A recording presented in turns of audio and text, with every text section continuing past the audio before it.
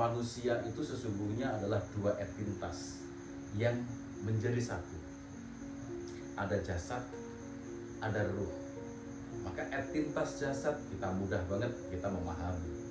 Entitas jasad kita terlihat, sementara entitas ruh ini masih kesulitan sebagian dari sahabat-sahabat kita untuk memahami seperti apa ruh dan di mana sesungguhnya ruh itu ada dalam diri kita.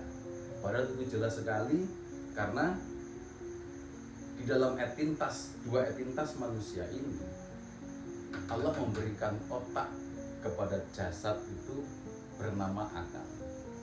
Sementara otak dari ruh adalah qalbu. Kalau dalam ilmu psikologi, akal yang otaknya jasad itu terwakilkan dalam konsep pikiran sadar. Sementara qalbu atau hati dalam ilmu psikologi terwakilkan dalam pikiran bawah sadar. Nah, bagaimana kita menciptakan koheren, keselarasan antara pikiran dan hati? Bagaimana kita bisa menyelaraskan antara akal dan qalbu? Inilah sebenarnya yang menjadi tujuan utama agar kita memahami hakikat diri kita, hakikat penciptaan diri kita di dunia, tujuan kita apa dan kita nanti akan kemana. Itu poin yang pertama.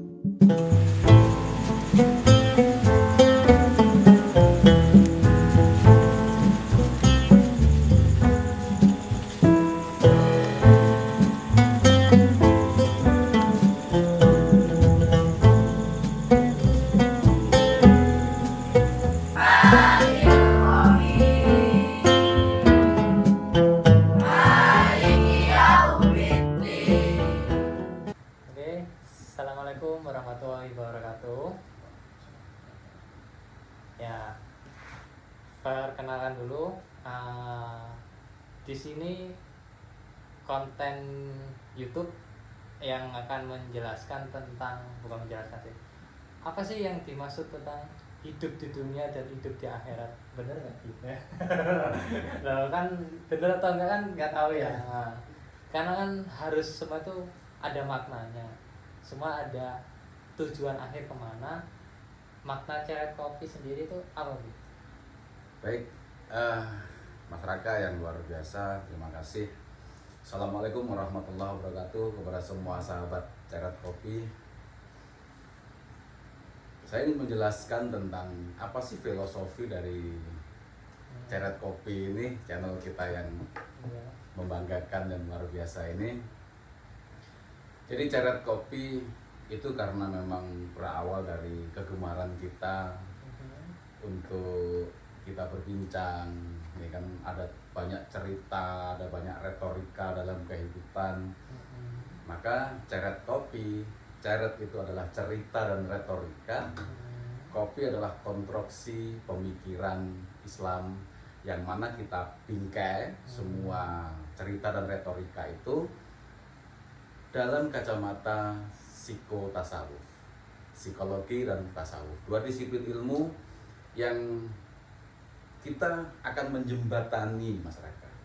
Jadi kita akan menjembatani karena saya tahu bahwa di dalam dunia psikologi ada the missing link sebenarnya. Ada link yang hilang yang belum bisa terjelaskan. Begitu juga di dalam dunia tasawuf. Dan para kaum spiritualis itu juga ada sedikit kesulitan untuk mentafsirkan tentang doktrin-doktrin yang didapatkan di dalam tasawuf sendiri. Sehingga dengan dua disiplin ilmu ini kita mampu meracik dengan sedemikian rupa sehingga bisa menjadi satu jembatan. Jadi tugas kita adalah menjembatani orang-orang yang memang mengkhususkan diri mempelajari psikologi, sekaligus juga menjembatani orang-orang spiritualis yang mempelajari tentang ilmu tasawuf, orang-orang yang ada di dalam torikoh, sehingga kedua sisi ini mampu menerjemahkan dengan benar apa sih hakikat kehidupan, bagaimana Allah menciptakan kita semua, dan dari mana kita asalnya, kemana kita akan kembali. Sehingga dengan ilmu tasawuf.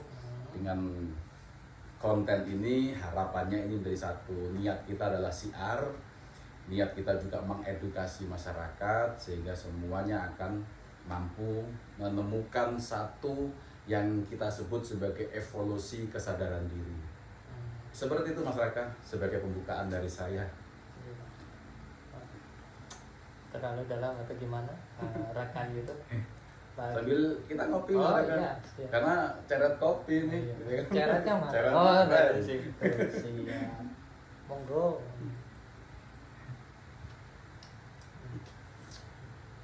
Pahitnya kehidupan ada di kopi, guys. Ya. Oke.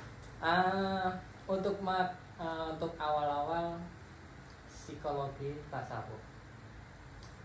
Untuk diri sendiri lah, maksud saya sendiri terutama kan masih belum paham apa sih untuk mendekatkan diri kepada Tuhan itu, untuk ya apa ya, jelasnya masih ya, saya orang awam ya maksudnya saya masih belajar ya, perlu belajar hal-hal baru menurut saya.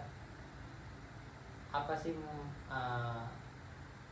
seperti apa kita itu untuk menuju ke Tuhan dalam segi saya ya Islam saya Islam KTP lah, hanya sekedar KTP sholat yang masih dokser wirid ya lah, mau susah wayai wirid, kalau wayai senang lupa, nah kayak gitu. Gimana memikirkan pola psikologi dan dihubungkan dengan ilmu tasawufnya? Oke. Sebenarnya saya berharapnya gini Mas Raka. Saya berharap bahwa konten dari isi dari diskusi kita hari ini itu tidak terlalu berat untuk bisa diterima oleh sahabat-sahabat Ceret Kopi. Kita ngobrol asik aja lah dulu ya. Kayak gitu. Dan saya akan berusaha untuk menggiring sedikit demi sedikit. Kita berangkatnya dari tasawuf dulu nih, dengan ada satu kitab yang sangat luar biasa, karya dari Syekh Abdul Qadir Jailani. Kitab itu adalah kitab Sirrul Asrar, yang mana makna dari Sirrul Asrar adalah rahasia yang terdalam, rahasia di dalam rahasia gitu. Itu Sirrul Asrar. Di dalam bab pertama itu dijelaskan tentang awal mula penciptaan.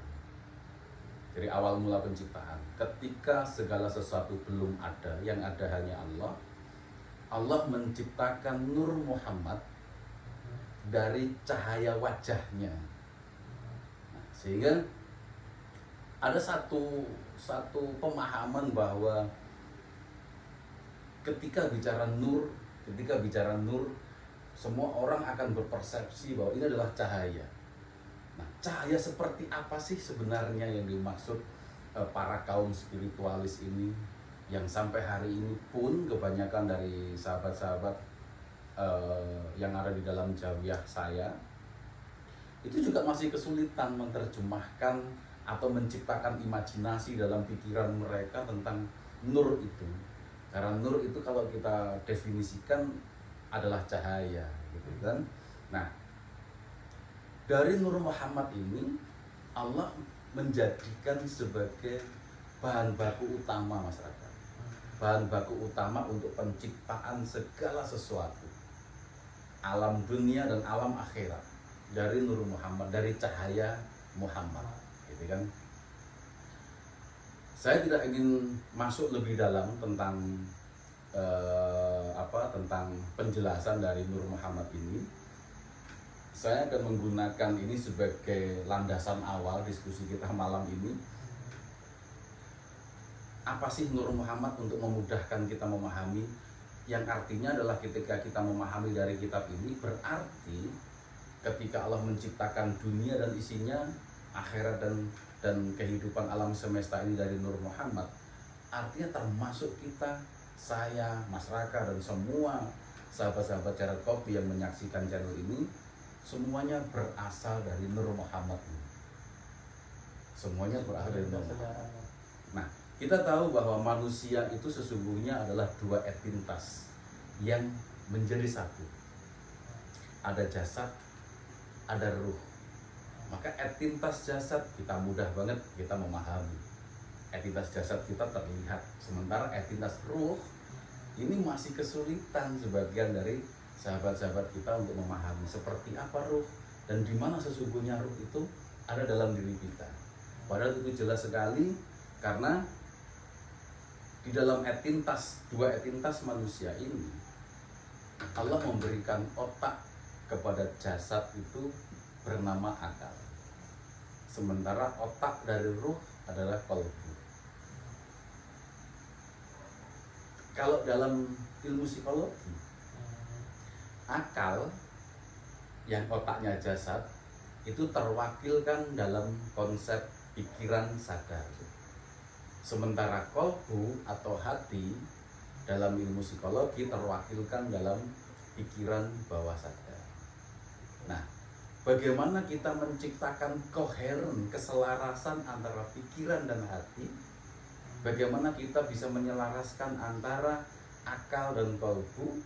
Inilah sebenarnya yang menjadi tujuan utama agar kita memahami hakikat diri kita, hakikat penciptaan diri kita di dunia, tujuan kita apa dan kita nanti akan kemana. Itu poin yang pertama. Dari Nur Muhammad dijelaskan dalam kitab tersebut bahwa kita tercipta dari Nur Muhammad. Nah, secara ilmiah kita tahu setiap materi apapun yang ada di alam semesta, molekul-molekul penyusunnya yang terkecil, kita akan mulai dari atom nih.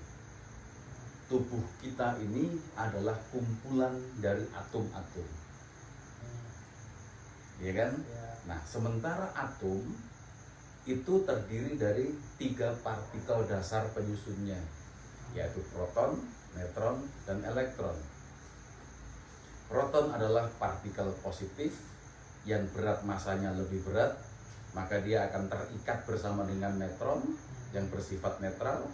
Sementara elektron berat masanya lebih ringan, sehingga neutron ini akan bergerak mengelilingi dari proton.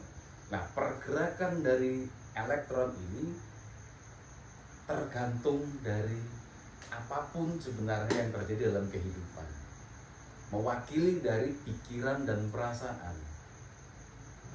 gitu kan? Nah, jika semua materi, semua benda yang ada di alam semesta itu di breakdown, ternyata partikel penyusunnya sama persis, semuanya juga ada atom-atom, ada proton dan elektron. Yang membedakan adalah setiap partikel itu jumlah elektronnya saja yang berbeda, gitu kan? Nah, kalau kita mau bicara lebih dalam lagi bahwa partikel penyusun dari ketiga partikel dasar dari atom tadi, kita tahu disebutnya quark, gitu kan? Atau partikel Tuhan, gitu kan? Kalau orang-orang para ilmuwan itu menyebutnya sebagai partikel Tuhan. Nah, seperti apa gambaran partikel Tuhan? Karena begitu kecilnya partikel itu, sehingga membutuhkan memang mikroskop atom untuk bisa melihat, dan yang terlihat adalah percikan-percikan cahaya. Makanya disebutlah partikel Tuhan yang menjadi pembentuk dasar daripada proton, neutron, dan elektron tadi. Berbentuk seperti cahaya dan nampak seperti cahaya. Maka kalau kita menggunakan pemahaman dari para ilmuwan ini, sebenarnya kita bisa kok mendeteksi bahwa sesungguhnya benarlah bahwa kita tercipta dari Nur Muhammad, ya kan? Dari Nur Muhammad, semua materi tercipta dari Nur Muhammad. Kalau kita merujuk 12 hukum semesta, the law of universe, hukum yang pertama adalah the law of divine oneness, hukum istilahnya kita terhubung satu sama yang lain. Nah, kita terhubung secara spiritual, gitu kan? Nah, kalau kita bicara di level partikel terkecil tadi, maka tahulah kita bahwa kita semua ini sebenarnya adalah makhluk energi. Kita ini makhluk energi. Semua ya? Makhluk energi. Semuanya adalah energi. Semuanya ada energi. Kalau kita merujuk nih, kita merujuk ke teorinya Albert Einstein. Hukum kekekalan energi. Ya, hukum kekekalan energi. IMC kuadrat. Ya kan? Nah, energi itu hanya bisa diciptakan, tidak bisa dimusnahkan. Energi itu bisa diciptakan, tidak bisa dimusnahkan masyarakat dalam teori itu. Dalam teori itu ya? Dalam teori itu. Kalau dari segi aslinya? Yang musnah adalah materinya, tapi energi tidak akan pernah bisa musnah. Energi akan berubah bentuk menjadi hal baru. Yes. Sehingga kalau kita mau berpikir secara ilmiah, sesungguhnya entitas ruh di dalam jasad manusia itu adalah partikel-partikel Tuhan dari masyarakat. Gambaran dari ruh adalah partikel Tuhan dari kuat tadi yang terus bergerak dalam tubuh kita. Nah, kalau dalam ilmu psikologi, kita mengenal ada istilah emosi. Masyarakat tahu emosi itu adalah kata serapan dari bahasa Inggris emotion. Emotion sendiri sebenarnya adalah kependekan dari energy in motion. Dan itu semua pakai bahasa Inggris. Semua pakai bahasa Inggris, gitu kan? Nah, artinya kita sebagai manusia sebenarnya kita adalah makhluk energi, dan energi itu terus bergerak dalam diri kita. Apa wujud energi yang terus bergerak? Energi in motion tadi. Kesedihan, kesenangan gitu. Nah, semua aspek pikiran, semua aspek perasaan, itulah energi yang terus bergerak dalam tubuh kita. Masyarakat bisa merasakan saat masyarakat jatuh cinta, saat masyarakat sedang galau dan bersedih, gitu kan? Maka energinya akan terus bergerak naik dan turun. Dan kita tahu ada skala energi yang akan menentukan di mana level energi kita pada satu saat. Ada energi yang tinggi, ada energi yang rendah, yang bisa nanti disaksikan di layar, ya kan? Nanti kita akan sertakan itu skala energi itu, untuk supaya sahabat-sahabat lebih mudah mengenal. Dari sini, ya kan, kita tahu, ya kan, bahwa sesungguhnya kita dalam kitab Sirul Asrar disebutkan Rasulullah bersabda, aku dari Allah, orang-orang mukmin dari aku. Nah, yang sesungguhnya harusnya seperti apa? Memang benar, artinya gini, sebenarnya seluruh alam semesta tercipta dari Nur Muhammad. Tapi keterhubungan kita yang disebut Rasul sebagai orang-orang mukmin adalah ketika kita punya keimanan kepada Allah, keimanan kepada Rasulullah, kita terhubung masyarakat secara energi kepada Rasulullah dan kepada Allah. Masyarakat pernah melihat Rasul enggak? Kayaknya pernah. Dalam mimpi. Kayak pernah, ya. Dalam mimpi, ya kan? Secara langsung kan tidak pernah, karena kita beda zaman. Iya. Tapi keterhubungan energi dan perasaan itu yang menjadikan Rasulullah pun hadir dalam mimpi masyarakat, dalam mimpi sebagian umat orang-orang mukmin, ya kan? Dari Nur Muhammad inilah nasab energi kita tersambung sampai kepada Allah, ya kan? Nah, inilah sebenarnya tujuan dari kehidupan kita, bagaimana kita menciptakan agar kita selalu terhubung dengan Allah, yaitu dengan memahami energi yang bergerak dalam tubuh kita. Selalu memahami energi yang bergerak dalam diri kita, dalam kehidupan kita, gitu kan? Maka penting banget untuk memahami skala energi itu. Disebutkan bahwa hati atau qalbu itu berisi tentang keyakinan dan keimanan.